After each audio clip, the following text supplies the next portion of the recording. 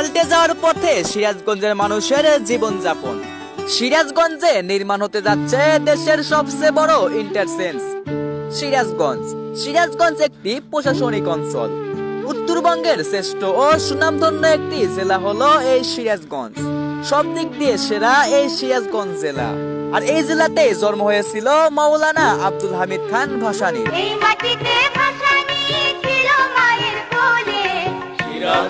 সিরাজগঞ্জ যমুনায় দোলে, এই মাটিতে ভাসানী ছিল মায়ের কোলে।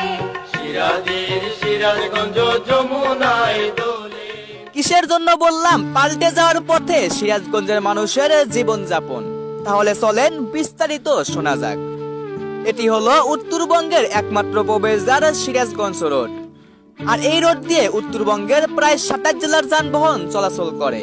এতে যানজট লেগে থাকে সব সময়, ভোগান্তিতে পড়তে হয় সাধারণ মানুষের। এবার সিরাজগঞ্জ হাটিকুমরুল এলাকায় নির্মাণ হতে যাচ্ছে দেশের সবচেয়ে বড় আন্তর্জাতিক মানের ইন্টারচেঞ্জ, যার কাজ প্রায় শেষের দিকে।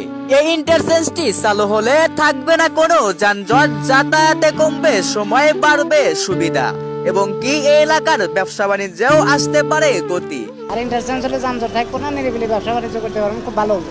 গাড়ি চলবে, বাট অনেক মানুষের সুবিধা হবে, কোনো আলাদা আলাদা লেন, সবকিছুই যানজট বাঁচবে না। এটা উদ্বোধন হবে, হওয়ার পরে আমরা রাজশাহী রোডের গাড়ি আমরা বাইপাস যেতে পারবো, বগুড়া রোডের গাড়ি আমরা ঢাকাতে বাইপাস যেতে পারবো।